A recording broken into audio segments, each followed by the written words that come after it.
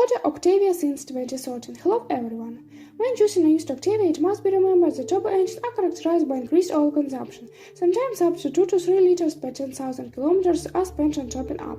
Although some owners claim that the engine of their cars don't eat oil at all. However, if the consumption occurs and it exceeds the above limit, contact the service immediately. There are cases when dealers, due to increased oil consumption, replace not only piston rings but also cylinder heads under warranty, as well as the turbocharger.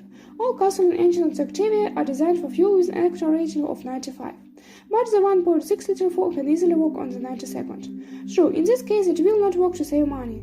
The car will still require little more fuel than on 95th gasoline.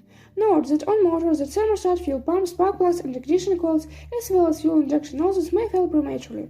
By the way, on the first machine the lower radiator mounts were loose. Dealers periodically tightened fasteners under warranty for free. But after 2014, the checkers began to install fasteners of a new design as part of a recall campaign. And the problem is gone. Not everything is so smooth with gearboxes, especially since there are quite a few of them in the Octavia's arsenal. The mechanical 5-speed is unconditionally reliable, but its 6-speed relative is noticeably more capricious in operation. Already after 50,000 to 70,000 kilometers, the bearings may make noise, and the second and third gears begin to turn on with a thought. But the 6-band mechanical automatic is just a model of durability. The clutch isn't an average of 125,000 kilometers. On expensive version of the Skoda Octavia, sometimes you have to change the dual mass flywheel along with the clutch. By innovative and modern dual clutch, robotic boxes still cause logic problems for owners of check cars, despite the fact that they have been modernized several times over the past 5 to 7 years. In addition, the manufacturer gives a 5-year warranty on mechatronics and the clutch assembly. However, cases of breakdown still occur today.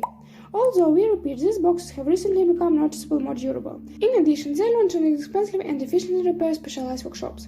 However, if you definitely need an automatic and you don't want to take risk, pay attention to the usual hydromechanical automatic transmission, which is of decent quality and results. True, it is combined exclusively with a 1.6-liter gasoline engine with 110 horsepower. By the way, there is also some selectivity in the design of the suspension.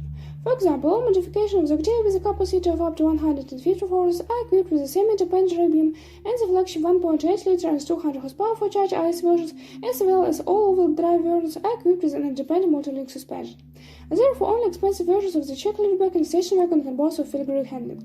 I must say that the Skoda charge is quite tough and not every car enthusiast will like it. In both versions of the Octavia charge, the weak point can be called the rear shock absorbers, which often have to be changed after 30,000 to 50,000 kilometers of run. In the front suspension, the struts 6,800 rubles each can withstand much longer.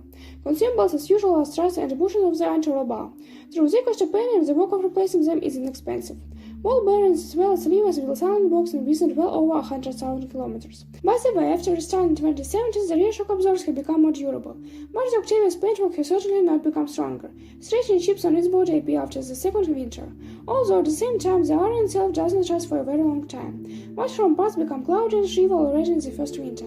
Also, the windshield is not durable. Moreover, after 3 years of operation, its sealant peels off. Due to poor aerodynamics, all the dirt and water from the windshield ends up on the side windows.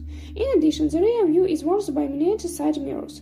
There are also complaints about insufficient soundproofing. In fairness, we know that there are not many crickets in the cabin and their population has not increased over the years. But on liftbacks, rear lights and license plate lights often fail due to moisture getting into them. Dealers usually install the more sealed LED lights from the more expensive version of the Octavia. But regular windshield wipes do their job poorly. Most owners usually change them to brass for famous brands that are suitable in size and fasteners.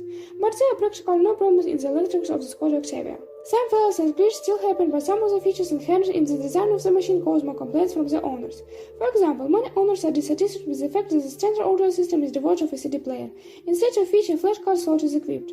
It is very difficult and rare to change the high beam bulb yourself. As however, and other lamps of internal and external lighting. To sum it up, the Octavia is noticeably cheaper to maintain than its Volkswagen Golf cousin. In addition, it loses value faster, which makes buying its use very profitable. With reliability, Octavia is in perfect order. Even the infamous dry clutch DSG robotic gearboxes don't suffer from breakdowns in the way that Volkswagen sister models do. Yes, and the Germans are slowly copying with the premature stretching of the timing chain on turbo engines. On cars younger than 2014, a timing belt drive is already used.